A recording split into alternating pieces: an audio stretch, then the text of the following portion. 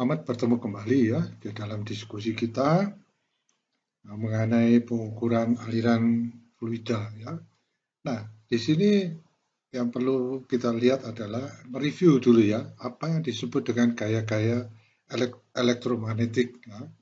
Karena salah satu pemanfaatan dari pengukuran aliran fluida ini adalah gaya-gaya elektromagnetik ini ya. Ini review ya.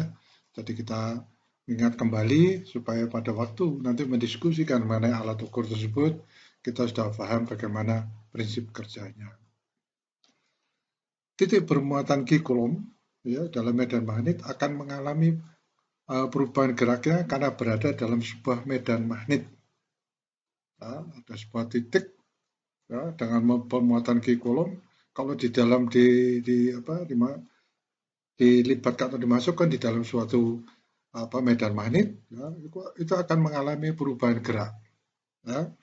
Nah ini kita lihat hukum Lorentz, itu F sama dengan Q kali E plus V kali B. Ya, Q itu adalah titik yang bermuatan Q Coulomb, ya, E itu adalah volt per meter, ya, kemudian V ini adalah kecepatan gerak muatan, ya, meter per detik, kemudian B itu adalah flux magnet Weber. Ya, Weber per meter. Nah, ini adalah yang dimaksud medan magnet di mana titik ya, bermuatan Q Coulomb itu diletakkan. Kira-kira gimana sih anunya? Ya, pemahamannya, mari kita lihat sekarang gambar ini. Ini ada sebuah pengantar. Ya, ada sebuah pengantar di mana di pengantar ini akan dilewati, ini ada arus ya sebesar I ya melewati ini ya. Nah, sedangkan penghantar ini diletakkan di dalam suatu medan magnet. Ya, ada yang anunya gerakan elektronnya akan dipengaruhi oleh medan magnet ini. Ya.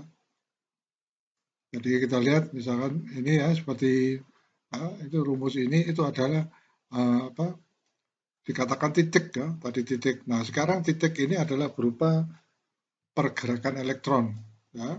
Ini ada flux medan magnetnya, pergerakan elektron di dalamnya itu akan dipengaruhi, akan ada suatu gaya menarik atau mendorong penghantarnya keluar. Ya. Begitu sini ada pergerakan elektron, maka akan didorong. Besarnya berapa? F sama dengan B kali I kali L. Ya, F itu gaya dorongnya, jadi gaya mengubah arahnya, ya, kali fluxnya, kali arusnya, berapa besar arusnya, karena arus itu menentukan berapa kecepatan gerakan dari elektron ini, dan ini adalah panjangnya konduktor, L-nya ya, panjang konduktor dalam medan magnet. Ya.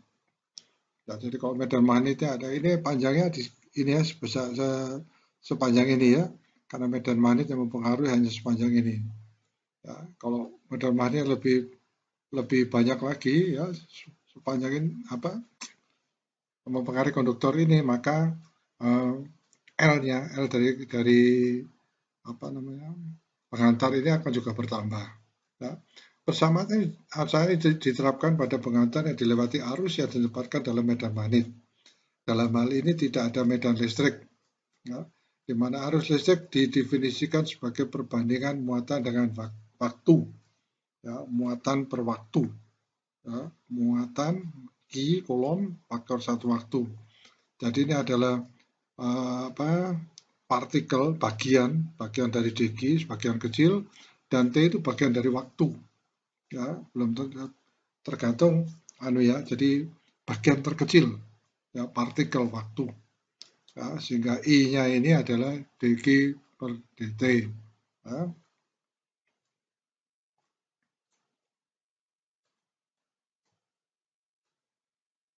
Gambarnya tetap saya letakkan di sini supaya kita bisa melihat ya perkembangannya.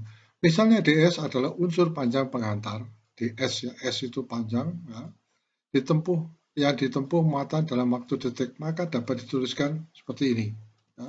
Yang rumus ini ya dq per dt-nya itu diberikan untuk masing-masing panjang ya, bagian dari panjang ya, bagian dari panjang itu I ds ya. Yang I kalikan ds, dq per dt juga kalikan ds, sehingga didapatkan bahwa IDS sama dengan DG per DT kali DS. Ya. Kok bisa V ini apa? DS per DT jadi lintasan. Ya, kalau kita ingat rumus gerak, ya itu adalah menjadi DS per DT itu adalah turunannya adalah V. Nah, dV per DT turunannya adalah percepatan. Ya, coba direview kembali. Sehingga ds per dt dalam hal ini panjang per satuan waktu dibagi partikel waktu, bagian dari waktu itu adalah kecepatan. Sehingga rumusnya menjadi IDS sama dengan V dg. Ya. Maka gaya yang bekerja pada muatan dg adalah df, ya, bagian dari gaya ini, sama dengan dg kali V kali B. Nah, di sini muncullah I ds kali B. Ya, karena I kita lihat di sini adalah V dg, ini V dg ya. Ya, kalau kita kalikan I kalikan I, ya, sehingga ini menjadi ds, ya, dv per dg, ya, menjadi ds, ya, menjadi V panjang, ya, sehingga seluruhnya df itu menjadi I ds kali B. B itu muatannya ya, medan magnetnya ya. Kemudian kita integrasikan F IDS kali B, kita integrasikan di mana ds-nya itu mulai panjang 0 sampai L. Ya, sumbu konduktor tegak lurus terhadap titik B sehingga ya, B terhadap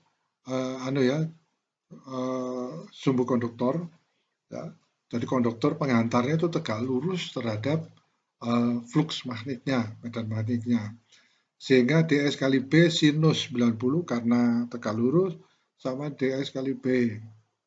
Sehingga rumus tersebut setelah diturunkan dan kita jalankan 0 sampai L, ketemunya adalah F sama dengan ya, L-nya ini 0 pertama ya, BI 0 ditambah BIL atau BIL tambah BI 0. Jadi pada waktu harganya adalah S-nya adalah 0, maka L-nya sama dengan 0. S-nya itu panjangnya ya. Sehingga terjadi kita jalankan 0 sampai L, ya, hasilnya adalah B kali I kali L ditambah B kali I kali 0. Sehingga B kali I kali 0 sama dengan 0, tinggal F sama dengan B I kali L. Nah, ini ilustrasi ini mungkin lebih jelas ya. Nah, tadi tidak jelas. Ini ada sebuah pegas ya, menahan pengantar, kawat pengantar di sini. Ya. Kawat pengantar dengan berat tertentu akan narik ini ya. Artinya pengantar tergantung di sini akan mendapat perlawanan karena pegas ini mempunyai gaya. S ini spring ya. Gaya dari spring atau pegas itu adalah koefisien pegas kalikan X. X itu pergerakannya naik turun sampai terjadi keseimbangan. Ya. Nah, sedangkan di dalam prinsip kawat ini diletakkan di dalam medan magnet, ya, sehingga ada B-nya ini, maka I ini ya, akan terdorong atau ditarik ya, atau mempunyai gaya sebesar BI kali L. Tadi sudah kita buktikan ya. Begitu ada arus lewat di dalam medan magnet, maka penampang ini akan turun, ya, mengalami gaya dorong. Ya. Nah, pada saat ini ya, pada waktu ini kalau pada waktu F ini lebih besar daripada Fs, maka dia akan tetap turun ya, naik turun sampai suatu posisi tertentu, ya, di mana X-nya ini makin besar. Ya, karena jaraknya makin besar, sehingga suatu saat Fs itu akan seimbang dengan F.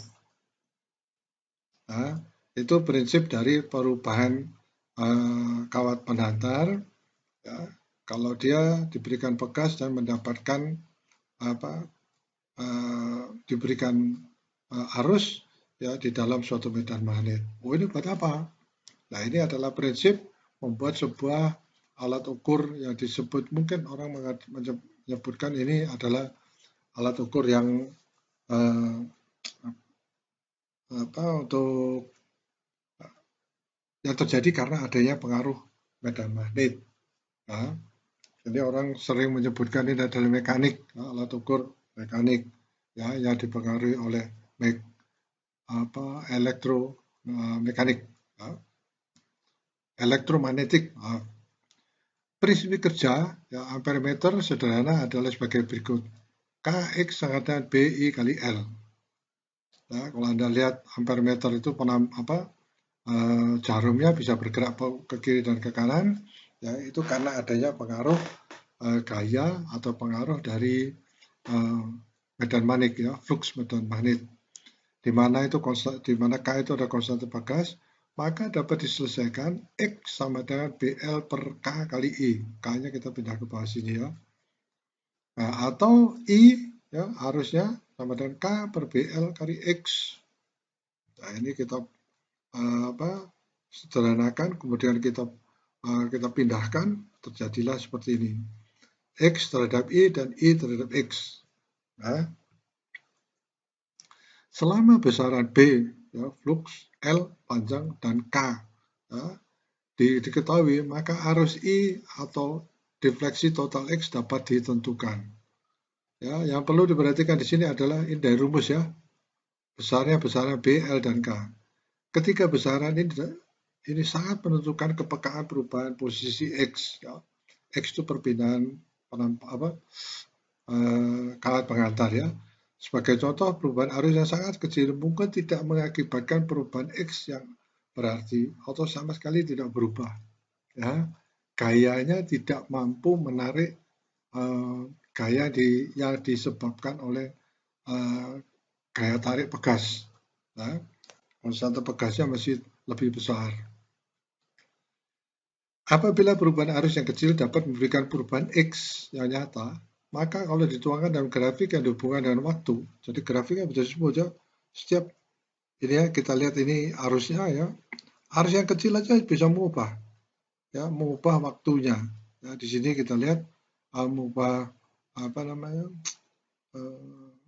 perubahannya, ya, X-nya dapat dirubah. Ya. Sehingga karena smooth, kita lihat grafiknya menjadi seperti ini. Ya, perubahannya kalau grafiknya menjadi, kalau kita perbesar lagi, kita akan lihat ini titik-titiknya berubah seperti tangga, ya.